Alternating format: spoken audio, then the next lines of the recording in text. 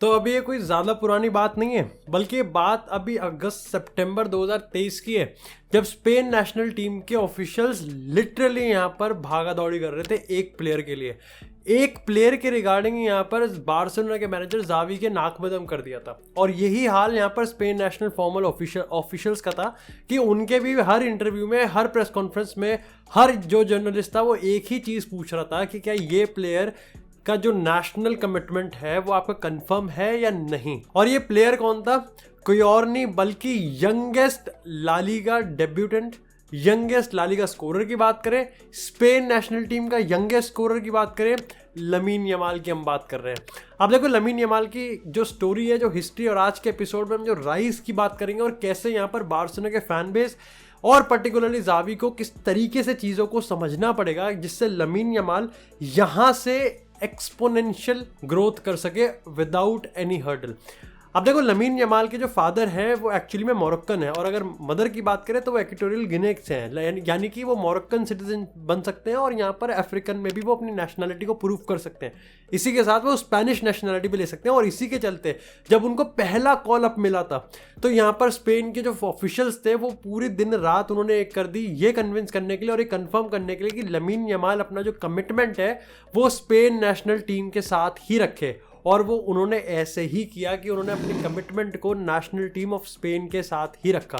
लेकिन आज के एपिसोड में हम लोग बात करने वाले हैं एक प्रॉपर प्रोफाइल की, कैसे लमीन यमाल एक 15-16 साल का लौंडा, तुम समझ सकते हो एक 16 साल का लड़का यहाँ पर क्या कर रहा है। तुम और हम क्या करते हैं यार, मतलब तुम्हारा तो पता नहीं भाई, मैं तो 23 साल का हूँ भाई, मैं आज भी मतलब, और वो यहाँ पर लिटरली 90,000 लोगों को स्टैंडिंग ओवेशन के लिए फोर्स कर रहा है। ये हुआ था जब पिछले सीजन के अगर आखिरी कुछ गेमों की बात करें तो रियल बेटिस के अगेंस्ट जब बार्सिलोना ने 4-0 से तोड़ा था तो लमीन यमाल का 11 मिनट का केमियो आया था और वो पहली बार था, और तब वो ला लीगा के यंगेस्ट डेब्यूटेंट भी बन गए थे। कोई गोल असिस्ट भी नहीं आया और खेला भी नहीं, बॉल को टच भी नहीं करा, फिर भी यहाँ पर कैंप्रू ने उसको एक स्टैंडिंग ओवेशन दिया था। और ये बताता है कि लमीन यमाल की हाइप कितनी ज़्यादा है। अब देखो लमीन यमाल की बात करें तो लमीन यमाल ने वही पाथ फॉलो किया जो पाथ यहाँ पर गावी ने फॉलो किया था, यानी कि वो अंडर 19 से सीधा सीनियर स्क्वाड में आए थे। और यानी कि वो यहाँ पर बार्सिलोना बी टीम में कभी नहीं खेले, यानी कि डेब्यू भी नहीं करा, वो सीधा सीनियर स्क्वाड में आए।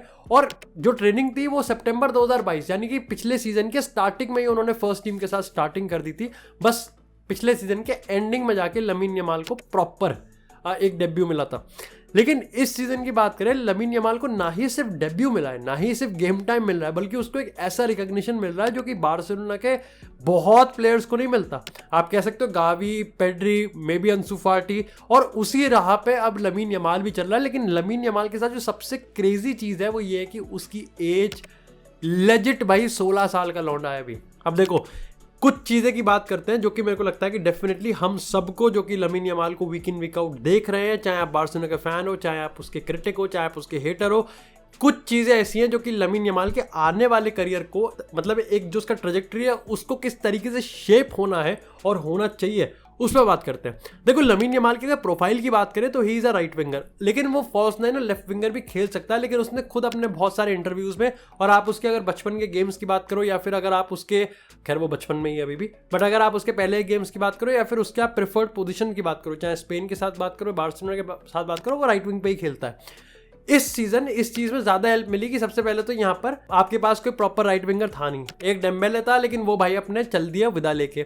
इसी के साथ अगर बात करें रफीनिया के, तो भाई को जब पहला ही मुक्का दिया तो थॉर के हथौड़े से ज़्यादा तेज उन्होंने मुक्का बरसा के 3 गेम का बैन ले लिया। और यही एक प्रॉपर अपॉर्चुनिटी थी लमीन यमाल के पास कि भाई इस अपॉर्चुनिटी को उनको यूज़ करना, और यूज़ किया। अब भैया ऐसा यूज़ किया कि रफीनिया को ही उसने बाहर कर दिया।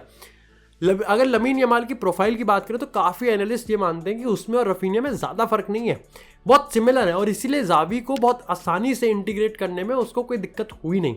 लेकिन एक चीज़ हमको ये भी मानना पड़ेगा कि लमीन यमाल के गेम में एक मैजिकल चीज़ तो है, एक मैजेस्टिक सा टच तो है, पता तो चलता है कि देखो पोटेंशियल तो है। और लमीन यमाल, आप कहोगे यार लमीन यमाल इतना हाइप्ड है, क्या है, ऐसा कैसे है, कौन से डेटाज हैं। देखो दो तरीके के डेटा होते हैं, एक वो जो ऊपरी डेटा होता है और एक वो जिसका आपको लेटर खोदना पड़ता है। अगर हम खुदे हुए डेटा की बात करें जिस पे आपको रिसर्च करना पड़ेगा तो उसमें आपको पता चल जाएगा कि लमीन यमाल के प्रोग्रेसिव पासेस, पेनल्टी बॉक्स में टचेस और पेनल्टी बॉक्स में पासेस, ये सारे के सारे टॉप नॉच है। लेकिन अगर आप उसके ऊपर के भी जो गोल होते हैं, असिस्ट होते हैं, एक्सजी होते हैं, एक्स थ्रेट होता है, अगर इन सब की बात करोगे लमीन यमाल इन सब में भी सुप्रीम है। और नो वंडर कि आप जब भी उसको कैमियो देखो या फिर उसका कोई स्टार्ट देखो, लमीन यमाल ने हमेशा से परफॉर्म किया है। अब देखो यहाँ पर एक चीज और भी है, मेरे को यहाँ पर लगता है कि जितना क्रेडिट हमको लमीन यमाल की प्रोफाइल, उसके मेंटालिटी, उसके इस तौर तरीकों को देखना चाहिए, हमें नहीं भूलना चाहिए कि उतना ही क्रेडिट शायद से जावी को भी जाना चाहिए। हमें ये भी नहीं भूलना चाहिए कि जावी ने 18 साल की उम्र में डेब्यू करा था, लुई वैनाल ने उसको यहाँ पर डेब्यू दिया था, और उसी बंदे ने जिसने 18 साल की उम्र में डेब्यू किया था एक 16 साल के बंदे को डेब्यू दिया है। और उसके बारे में उसके जो ओपिनियन है और जिस तरीके से उसके प्लान्स हैं वो काफ़ी सराहनीय और काफ़ी ज़्यादा कामनेस वाले दिखते हैं। सबसे पहले तो मेरे को ये चीज़ काफ़ी अच्छी लगती है कि जावी जिस तरीके से बोलता है, जिस सेंसिटिव इन्फॉर्मेशन की हम बात करते हैं, या फिर एक कंपोजर के साथ लमीन यमाल, उसको पता है कि मैं एक 16 साल के लड़के के बारे में बात कर रहा हूँ। और मीडिया फैंस की बात करें वो तो चढ़े हुए हैं। अब चाहे फैंस इसको इंटेंशनली करते हैं अनइंटेंशनली, एक ह्यूमन टेंडेंसी होती है कि आप जिसके फैन बनते हो या फिर आपको एक ऐसी चीज़ मिल जाती है जिसके अराउंड आप हाइप बना सकते हो, तो आप यहाँ पर उसके बारे में बात करते हो। लेकिन एक 16 साल का लड़का, लमीन यमाल की मेंटालिटी पे कुछ भी असर नहीं होना चाहिए, ना ही लमीन यमाल के आने के बाद ही हमको ये आस लगा लेनी चाहिए कि अब 2 गोल आएंगे, 3 गोल आएंगे, और नहीं आए तो फिर उसको यहाँ पर क्रिटिसाइज भी नहीं करना चाहिए। ये सारी चीज़ों को मेक श्योर करता है जावी का आने वाला प्लान, और जावी इस चीज़ को बहुत बखूबी तरीके से स्मूथ कॉन्वर्जेशन में इनबिल्ट भी करता है। जब उससे ये चीज़ पूछी जाती है कि भाई एक बात बताओ, यमाल की मेंटालिटी इतनी मैच्योर कैसे है, और अगर तुम इसकी तारीफ करते हो तो तुम्हारे पास इसका प्रूफ क्या है, उन्होंने यहाँ पर ये चीज़ कहा जो कि मेरे को बहुत पर्टिकुलर, लाइक एक पूरा पैराग्राफ था लेकिन उसमें से एक फ्रेज था, इन्वायरमेंट।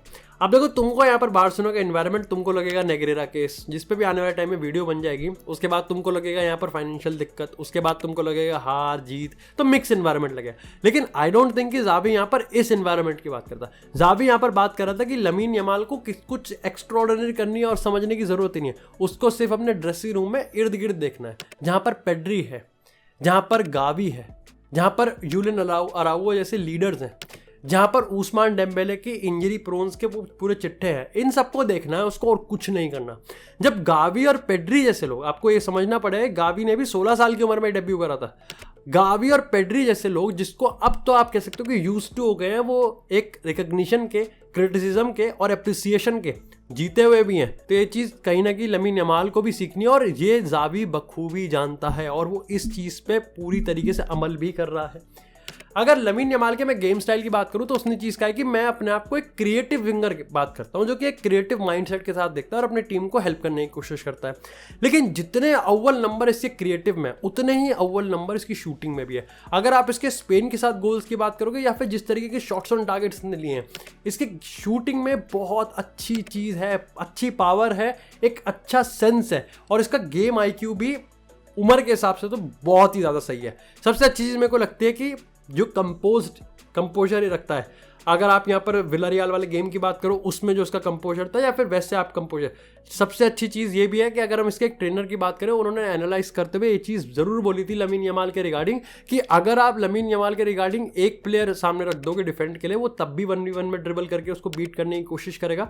आप एक की जगह 2 रखोगे वो तब भी यही करेगा, आप 3 रखोगे तब भी यही करेगा। ये उसका ऑब्सेशन नहीं है, बल्कि ये उसका माइंडसेट और फुटबॉल IQ की वो जितनी भी प्रॉब्लम्स होंगी वो फिर भी उसका एक क्रिएटिव सॉल्यूशन ढूंढ के ही निकालेगा।